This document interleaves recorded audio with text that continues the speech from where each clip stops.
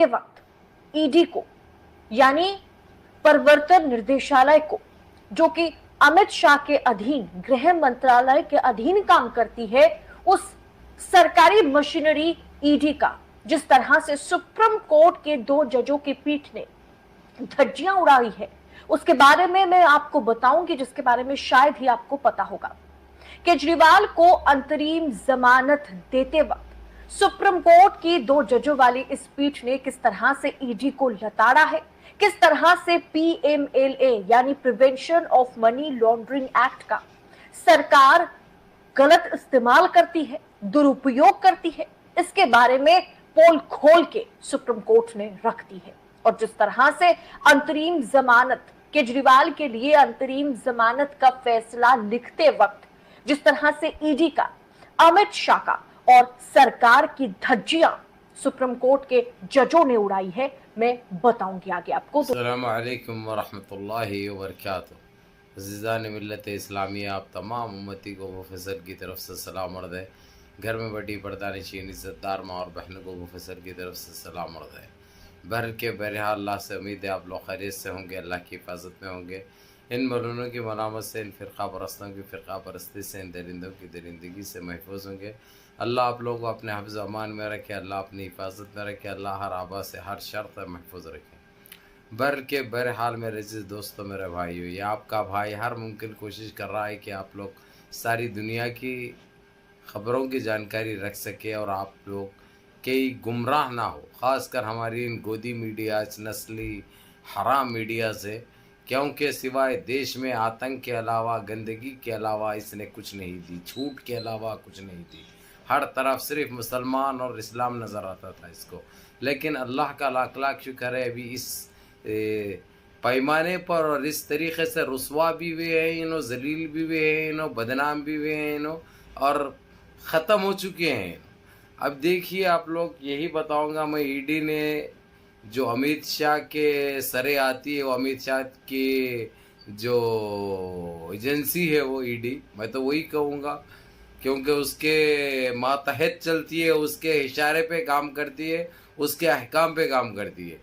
जिस तरीक़े से जो हर एक को जो भी इनके ख़िलाफ़ बोल रहा था, एक टाइम था जब इनकी फुल पावर में थी ताकत, फुल मेजॉरिटी में थी ताकत, जब इनकी सरकार थी, इन्हों इतना इस्तेमाल करे है ईडी को, जो कि अब सुप्रीम कोर्ट वो टाइम पे इनको बोलता भी नहीं था, क्योंकि सुप्रीम कोर्ट के हाथ में कुछ यानी होता तो बहुत कुछ है, लेकिन फिर भी हिम्मत नहीं जुटा सकते थे।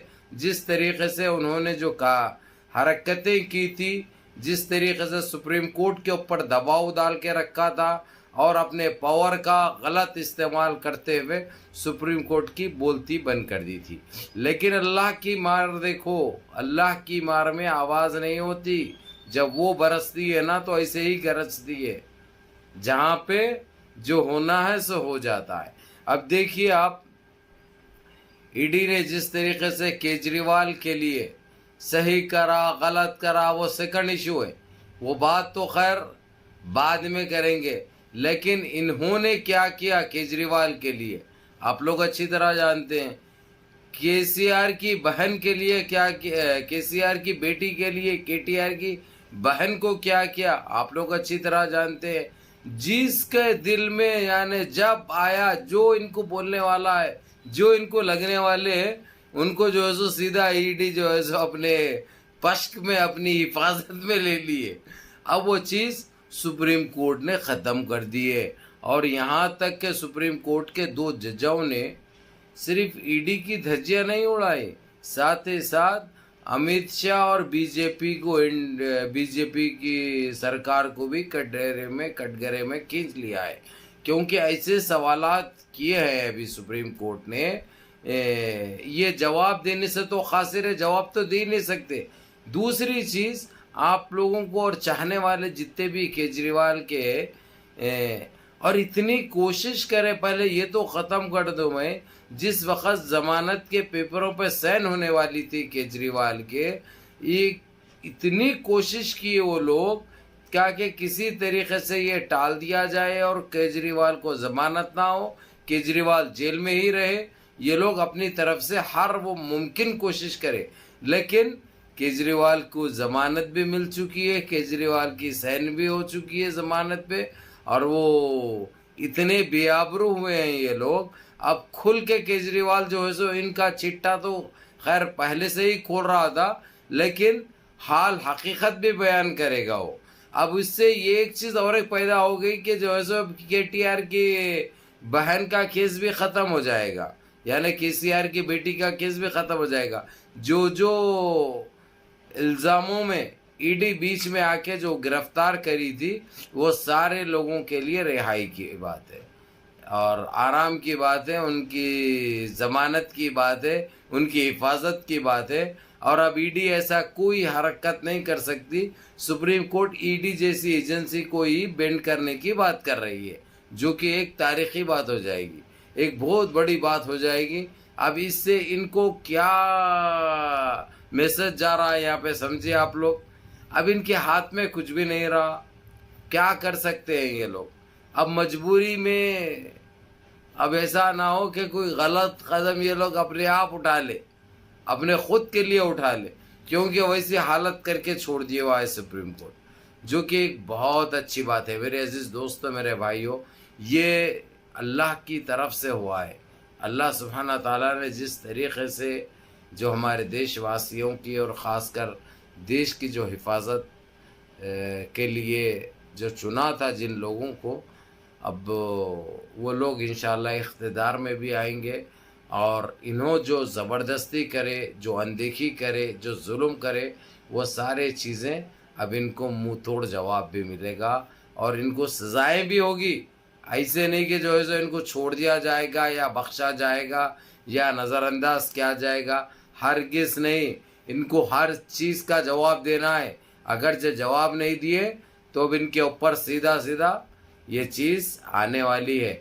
बहरहाल मेरे अजीज़ दोस्तों, मेरे भाइयों, ये रखा भी हूँ मैंने 1 मिनट 2 सेकंड का आप लोगों के लिए, ताकि आप लोग देखो, सुनो, समझो क्या कुछ चल रहा है।